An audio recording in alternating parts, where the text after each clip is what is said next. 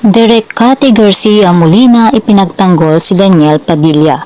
Naging usap-usapan kamakailan ang mga naibahagi ng ilang mga social media sites na kung saan naisulat ng mga ito na pinigilan daw di umano ni Daniel Padilla si Kathryn Bernardo para gawin ang Hello Love Goodbye Part 2. Matagal na daw sana itong naipalabas subalit hindi daw pinayagan ni Daniel si Kathryn para gawin ang pelikula dahil sa sobrang selos daw niya kay Alden Richards. Subalit sa isang naging panayam sa direktor ng Hello Love Goodbye na si Direk Cathy Garcia Molina, wala daw katotohanan ang balitang ito.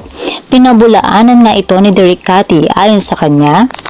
Hindi daw si Daniel ang dahilan dahil hindi naman daw kayang hadlangan ni Daniel ang ganoong kalaking proyekto. Ayon pa kay Direk, si Kathryn daw ay may sariling pag-iisip at kapag gusto niyang gawin ang isang proyekto, wala makakapigil sa aktres kahit na sino pa man iyon. Ayun naman pala, kaya naman mga marites, mga chikadoras, malinaw na fake news lamang ang balitang si Daniel Padilla ang dahilan kung bakit hindi natuloy ang Hello Love Goodbye Part 2. Marahil ay talagang busy lamang si Kathryn noong mga oras na iyon at alam naman natin na she is one of the most in-demand actress. Wow, English yun mga chikadoras.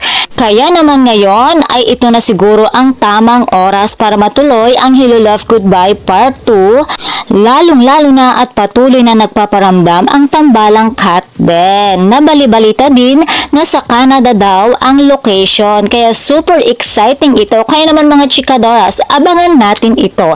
And for more showbiz update, please don't forget to like, share, and subscribe my channel. Thank you for watching.